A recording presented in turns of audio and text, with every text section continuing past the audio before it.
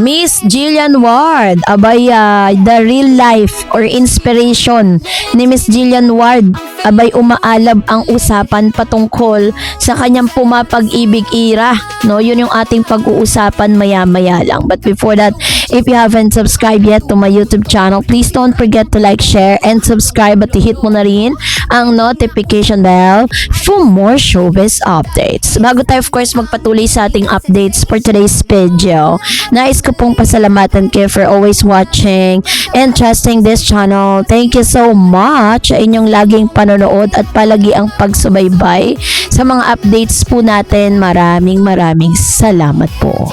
At ngayong araw, let's talk about this one dahil talaga namang umiinit po, no? Dahil isa sa mga magagandang news na natanggap ngayon ni Miss Jillian Ward. If you remember, nung siya po ay nag-release ng kanya pong bagong song na Pumapag-ibig, no? Na napapakinggan na po sa Spotify. Ay isa po siya sa pinaka-most parang mas ang dami pong mga nakikinig, ang dami pong parang ang dami nag-a-acquire doon sa nasabing na-release niyang song, ano. And that's really a good news for Miss Jillian kasi kapag maganda po yung anticipation at maganda po yung parang acceptance sa mga tao with regards doon sa kanya pong nirelease na song, mas marami pang song ang i-release nito. Pero isa rin sa mga napag-usapan ngayon dahil tila kino-confirm ng chismis na ito na itong si Miss Jillian Ward ay hindi lang siya basta pumapag-ibig sa kanyang song dahil ito po ay real life inspirational na daw imatatawag.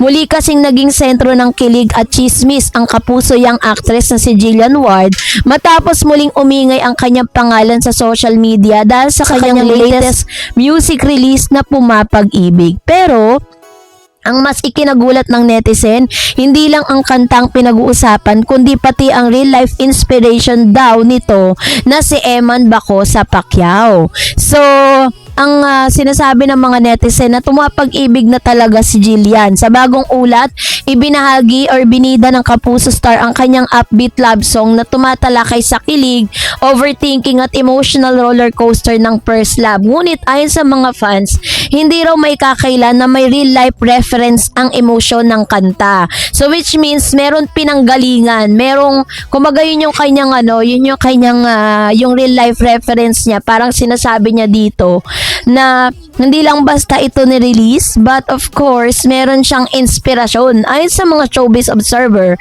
tila mas nagiging personal ang tema, no, ng mga nilalabas ngayon ni Miss Jillian, lalo na't mas lumalalim ang kanya mga naging proyekto sa pag-arte at musika sa GMA Network.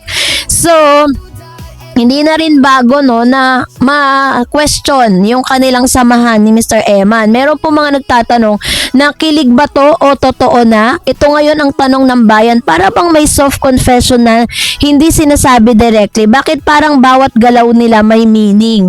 May silent relationship na ba ito? Sa showbiz world kasi kapag ganito na ang usapan, madalas hindi na lang ito basta chismis, no? Mas lalo ring umingay, no, ang chismis ng mapansin ng fans ng recent performance at interview ni Jillian ay palagi nga niyang nababanggit itong si Mr. Eman, no, na laging parang connected with Eman Baco sa Pacquiao, na bagay na hindi na po kailangan pang i-deny at hindi na rin po kailangan isikreto pa dahil kung mapapansin po ninyo si Jillian din kasi hindi naman siya ganito dati kahit kay Rahil, diba?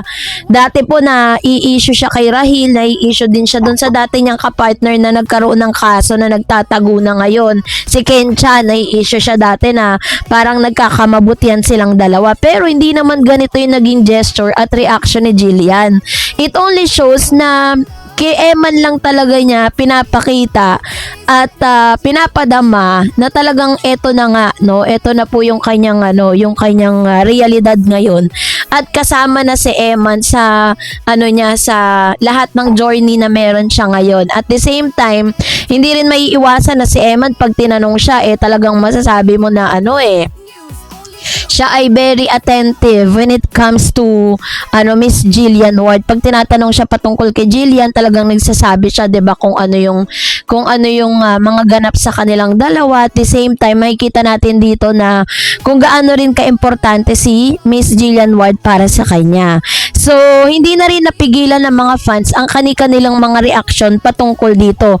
Tanong ng ilan, sila na ba talaga yan? Aminin na. Grabe yung chemistry kahit walang confirmation. Ito na ang soft launch ng taon. Pumapag-ibig din kami dahil sa kanila. O, 'di ba? Positive po yung naging mga reaction ng netizen. May ilan ding cautious. Huwag munang mag-assume baka friendship lang. Showbiz lang yan, baka promo. Pero sa kabila ng lahat, mas nangingibabaw ang kilig kaysa duda. Sa industriya ng Philippine entertainment, hindi bago ang soft launch ng relationship, indirect confirmation, pa-sweet interaction sa walang official statement. At ang mukhang ganito rin ang nangyari ngayon sa kanila.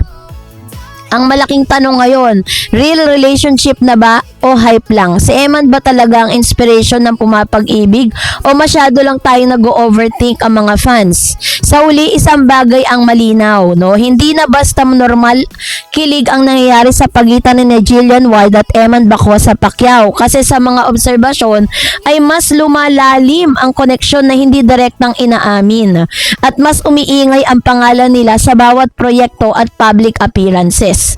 Habang walang official confirmation, patuloy ang obserbasyon ng fans at haka-haka ng netizen at walang tigil na kilig overload.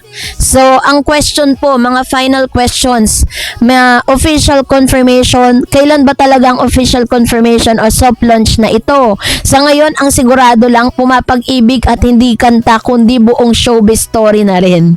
'Di ba? Kung tutuusin, niyanig po ni Eman at ni Miss Jillian Ward kasi out of nowhere, bigla pong lumitaw ang Jillman. Bigla pong nagkaroon ng Jillman kasi sa totoo lang, dati naman parang in reality, tayo pong mga hindi mahilig sa boxing. Hindi naman talaga natin kilala si Eman, 'di ba? Hindi nga natin alam na meron palang anak si si Mr. Senator Manny Pacquiao. Doon po sa ibang girl at that is Eman Baco. Ang kilala lang talaga natin si Jillian. But because of kanilang pumapag-ibig era, yung kanilang official confirmation and soft launch, doon lang natin talaga tayo nagkaroon ng interest kasi nakita natin yung kanilang pambihirang chemistry na hindi matatawaran. Kaya ako sinasabi ng ilan na paulit-ulit lang sinasabi natin kasi marami pa rin talaga ang hindi naniniwala sa kung anong meron po si Miss Jillian at saka si Eman. Kaya naman naglalabas tayo ng ilang mga evidence na makapagsasabi at makakapag-confirm talaga na meron ng lalim yung kanilang relationship. Hindi na lang basta friendship. Maaring tinatago nila yan sa publiko or maging sa kanilang management pero hindi nila maitatago yan dun sa mga gestures, sa mga galaw, sa mga sinasabi nila sa mga interview na minsan hindi nila namamalayan na umaamin na pala sila sa publiko. Kasi syempre napakatalino ng mga netizen. Konting galaw mo lang, nauunawaan na po nila yan. Alam na po nilang ibig sabihin yan. Kaya wala na po kayong malilihim. Diba? Yun po yung sinasabi ng ilang mga netizen Kaya po sa this time is we are very happy na talagang nandun na sila sa era na yon, no? At ang hinihintay na lang talaga natin ay ang official confirmation coming from Eman and Jillian Ward. So, kayo po, anong nyong saloobin patungkol dito? Mag-comment kayo sa comment section. And that's it for today. For more videos and updates, please don't forget to like and subscribe. And please don't forget to follow my Facebook page, Dar Eds TV and Dar Eds Channel. God bless everyone!